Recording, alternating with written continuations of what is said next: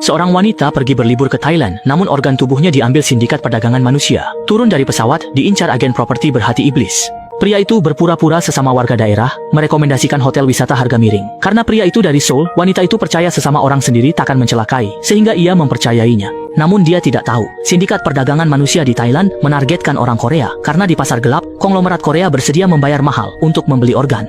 Demi menguras nilai wanita itu, komplotan agen properti menculik anaknya, lalu menggunakannya sebagai sandera dan menuntut tebusan 3 juta. Demi menyelamatkan anaknya, wanita itu tak berpikir, ia membawa hartanya dan segera menuju lokasi transaksi. Namun setelah memberi tebusan, agen tersebut tidak membebaskan ibu dan anak itu, melainkan langsung menjual mereka ke sindikat penyelundupan organ, memaksimalkan keuntungan. Ketika wanita itu ditemukan, semua organnya sudah diambil, hanya tersisa tubuh kosongnya. Namun para penculik tak menyangka, kali ini mereka salah memilih korban. Suami wanita itu, Lao Bai, adalah pembunuh bayaran top, dijuluki raja kematian di dunia nyata. Orang kejam dan pendiam, satu orang bisa mengalahkan 20. Melihat tubuh istrinya penuh luka dan hancur, hatinya sangat sakit. Ia bersumpah akan menemukan putrinya, lalu membalaskan dendam istrinya. Keesokan harinya, Lao Bai tiba di Thailand. Berdasarkan informasi, ia menemukan agen properti yang dulu menipu istrinya. Diam-diam ia bersembunyi di mobil orang itu. Lalu saat lengah, langsung mencekiknya dengan tali hingga pingsan, kemudian membawanya ke tempat sepi. Begitu agen properti itu sadar, ia langsung memohon ampun panik. Tapi Lao Bai tetap tanpa ekspresi, hanya dengan cekatan mengeluarkan gunting dan mengarahkannya ke jari tangan orang itu. Diiringi jeritan memilukan, ibu jari agen properti itu langsung terpotong. Tak tahan menahan sakit, ia terpaksa mengaku seluruh kejahatannya. Mendengar sampai di sini, sebersit kesedihan melintas di mata Lao Bai. Meskipun sudah mati, tak satu pun dari mereka bisa lolos. Ia menanyai lawannya alamat penerima. Agen properti di sampingnya gemetar, tak berani menyembunyikan apapun, lalu mengatakannya. Setelah lokasi didapat, Lao Bai tanpa belas kasihan mengambil gunting, mengarahkannya ke leher agen itu, langsung mengirimnya menemui malaikat maut. Selanjutnya, ia harus menemukan pasangan suami istri penjual manusia itu, dan pasti tidak akan membiarkan mereka hidup tenang. Berdasarkan lokasi yang diberikan agen, Lao Bai menemukan mereka di sebuah rumah sempit, dan mengikat mereka langsung ke kursi. Ia berkata pelan, "Jangan teriak-teriak ya." Lalu dia merobek kain yang menutup mulut wanita itu. Lao Bai mengeluarkan foto putrinya. Wanita itu menjelaskan bahwa dirinya tidak membunuh gadis itu. Sebaliknya, dia menjualnya kepada Chafu. Begitu tahu putrinya masih hidup, Lao Bai tak bisa menunggu sedetik pun. Setelah menyingkirkan kedua orang itu, dia segera hubungi informannya. Penyelidikan mengungkap Chafu bos mafia paling terkenal di daerah itu. Ia menjalankan bisnis gelap besar, penyelundupan narkoba usaha utama, penjualan anak sampingan. Anak Jepang atau Korea sangat diminati, banyak pembeli antre, karena di kedua negara itu banyak orang butuh transplantasi organ. Jadi, jika ingin selamatkan anaknya, harus segera bertindak. Begitu putrinya diminati seseorang, semuanya akan terlambat. Namun, untuk kelompok sebesar itu, kekuatan pribadi takkan mampu menjatuhkannya. Satu-satunya cara sekarang adalah kecerdikan. Informan atur pemandu wisata bernama Xiao Mei untuk Lao Bai, yang juga orang Korea, sekaligus penerjemah. Lao Bai tak menutupi apa-apa, langsung ungkap maksud kedatangannya.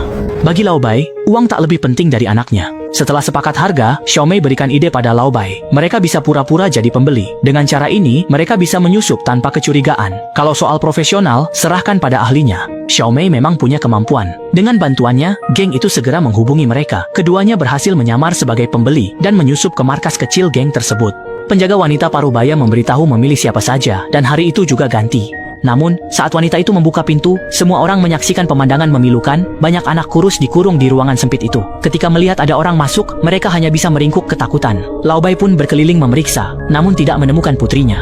Ia segera meminta Xiao Mei memberitahu penculik bahwa dirinya hanya menginginkan gadis Korea. Berapapun harganya akan ia bayar. Namun, pihak lawan mengatakan kemarin memang masih ada gadis Korea berusia 9 tahun. Tetapi pagi ini sudah dipilih orang lain, dan baru saja dipindahkan. Mendengar hal itu, Lao Bai langsung panik. Ia tahu bahwa gadis yang dibawa pergi itu pasti adalah putrinya. Melihat kegigihan kedua orang itu, para penculik mengunci pintu markas dan memberitahu keduanya menunggu di luar, sementara ia berdiskusi dengan bosnya.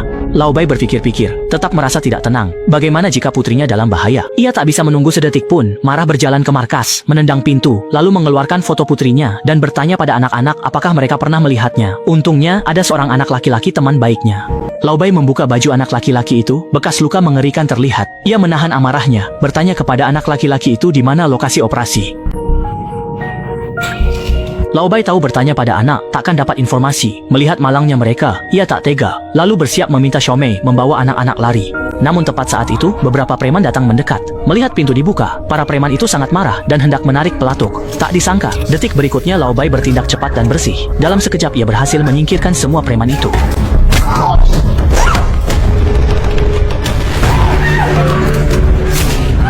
Bibi besar terus mengumpat. Lao Bai menutup mulutnya, bertanya kemana anak-anak Korea itu dibawa. Bibi besar ketakutan, menggelengkan kepala, berkata, tidak tahu lokasi pastinya. Lao Bai marah, ingin mencekik bibi besar itu, namun anak laki-laki di samping tiba-tiba berbicara. Sepertinya tempat operasi ada di sana. Namun mereka bersiap pergi. Muncul pria di belakang mereka yang membunuh semua pelaku perdagangan manusia di markas. Melihat situasi, Lao Bai segera menenangkan Xiao Mei dan menyuruh mereka pergi. Karena pria adalah musuh bebuyutannya, Lao Jin, preman kejam yang membunuh tanpa berkedip. Beberapa waktu lalu, saat bertugas, Lao Bai membunuh adik Lao Jin dan tak disangka Lao Jin mengejarnya hingga ke luar negeri. Keduanya saling menantang, langsung bertarung. Kekuatan keduanya seimbang, belum bisa menentukan pemenangnya. Namun waktu Lao Bai sangat berharga demi menyelamatkan putrinya. Orang ini memilih menghindar sebisa mungkin. Saat lawannya lengah, ia langsung masuk kamar, mengunci pintu dari dalam, lalu melarikan diri lewat jendela. Meskipun sementara berhasil lolos dari Lao Jin, aksi pembunuhan brutalnya menarik perhatian polisi. Kini, Lao Bai tak hanya hadapi geng, tapi juga Lao Jin dan polisi. Membawa pulang putrinya secara paksa takkan mudah. Ia minta informannya belikan pistol. Berbekal alamat dari anak itu, ia cepat temukan gedung tua tempat operasi. Dari seberang jalan, ia mengintip. Banyak preman di luar. Saat melihat ke atas, ia bertatapan langsung dengan putrinya. Melihat putrinya selamat, Lao Bai sangat terharu. Tak disangka, saat itu muncul pelaku perdagangan manusia, menangkap putrinya ke mobil. Lao Bai panik, berlari. Gadis itu diculik pelaku perdagangan manusia asal Thailand, diletakkan di meja operasi, bersiap diambil ginjalnya. Ayahnya menerobos masuk, mengambil pistol, menyelesaikan semua dengan satu tembakan. Lao Bai langsung menggendong putrinya dan hendak pergi. Namun baru saja naik ke mobil, musuh bebuyutannya, Lao Jin, juga berhasil melacak mereka ke tempat itu. Demi membalaskan dendam adiknya, ia mengejar Korea hingga Thailand. Sepertinya ia tidak berhenti sebelum membunuh Lao Bai. Ia mengerahkan kekuatannya, menyerang Lao Bai. Suara tembakan menarik perhatian polisi yang menghadang mereka. Polisi menembak tanpa henti. 3 kekuatan bertarung, tak ada yang mengalah. Namun, polisi menjadikan Lao Jin target utama, terus menembak ke arahnya. Melihat kesempatan, Lao Bai memanfaatkan kekacauan untuk melarikan diri.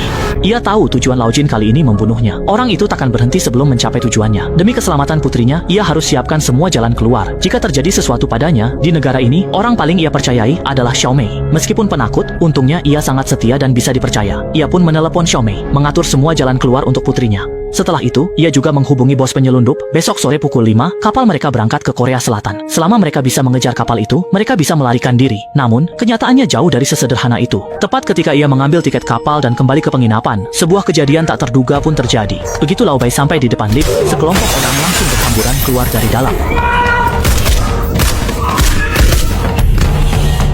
Ia menyadari ada yang tidak beres, lalu segera berlari naik, namun di atas juga ada banyak preman. Ia hanya bisa bertarung sambil berjalan, dan setelah berhasil mengalahkan semua, pinggang Lao Bai pun tertusuk pisau. Dengan susah payah ia sampai di kamar, namun melihat Lao Jin sudah menunggunya di sana, sementara putrinya sudah dimasukkan ke koper oleh mereka. Lao Bai berusaha melepaskan diri, namun dipukul jatuh ke tanah oleh orang di belakangnya. Kini, ia tak berdaya. Tolong selamatkan anakku. Tidak perlu sampai seperti ini, kan? Kau tahu apa yang paling sering dikatakan orang sebelum mati di tanganku? Mereka bilang, tidak perlu sampai seperti ini, kan? Mereka memohon dengan tatapan penuh ketakutan. Sebenarnya, aku melakukan ini karena ingin melihat ekspresi itu. Namun orang di belakangnya memukul Lao Bai beberapa kali, langsung membuatnya pingsan.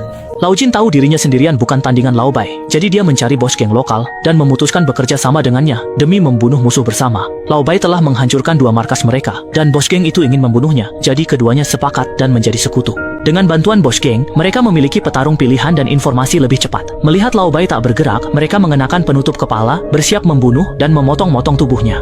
Namun Lao Jin tidak ingin dia mati begitu saja, jadi dia mengambil pistol dan membunuh pemimpin geng itu secara langsung. 2 pria menyeret Lao Bai ke parkiran bawah tanah, dan pemandangan ini dilihat Xiao Mei yang bersembunyi di dekatnya. Awalnya dia tak ingin ikut campur, tapi setelah teringat Lao Bai berusaha menyelamatkan anak itu, entah kenapa dia menabrakkan mobilnya ke arah mereka. Beberapa orang itu langsung terkapar, dan Xiao Mei pun segera turun dari mobil untuk melepaskan ikatan Lao Bai. Saat itu Lao Jin membawa anak itu dan bersiap pergi. Melihat itu Lao Bai langsung berlari sekuat tenaga, tapi mana mungkin lari mengejar mobil. Untungnya Lao Bai menemukan jalan pintas dan berhasil menghadang Lao Jin di depan. Ia mengambil pistol dan menembaki mobil yang melaju ke arahnya. Lao Jin yang lengah pun terkena tembakan. Di detik-detik terakhir, Lao Bai langsung melompat masuk ke mobil. Mobil itu tanpa pengemudi. Setelah berputar-putar, ia dihentikan truk makanan pinggir jalan. Setelah tenang, Lao Bai mendengar putrinya meronta. Namun tak menyangka Lao Jin memanfaatkan kemalangan putrinya dan menikamnya dengan pisau.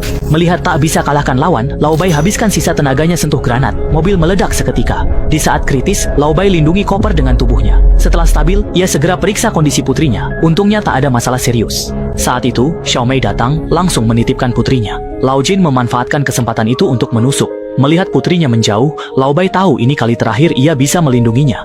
Lao Jin memandang lawannya yang tak melawan. Namun di detik berikutnya, sebuah granat tangan terlepas dari tangan Lao Bai.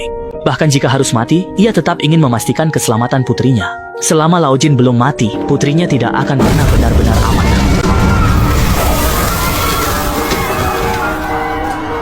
Di akhir film, Xiaomei menemukan barang-barang yang ditinggalkan Lao Bai. Di dalamnya ada satu karung penuh uang tunai. Lewat telepon, ia sudah mengatur segalanya untuk putrinya. Lao Bai memberitahu Xiaomei, uang di tas itu seluruh tabungannya, termasuk dokumen penting untuk ke negara lain. Setelah tiba, katakan kamu dikirim olehku. Orang di sana akan membantumu mengatur segalanya. Jika aku tidak bisa bertahan, janji padaku bahwa putri kita pergi dari Thailand. Setiap kata mewakili cinta seorang ayah. Dan pada akhirnya, Xiaomei juga menepati janjinya kepada Lao Bai, membawa gadis kecil itu ke negara lain. Di rumah, yang terpajang adalah sebuah foto keluarga yang telah disatukan. Sebagai pembunuh bayaran, Lao Bai terus bersembunyi dan melarikan diri. Mungkin saat mencari putrinya inilah bagian paling berharga. Jika kamu bertanya apa itu cinta ayah, mungkin cinta ayah adalah keheningan yang rela mengorbankan nyawa.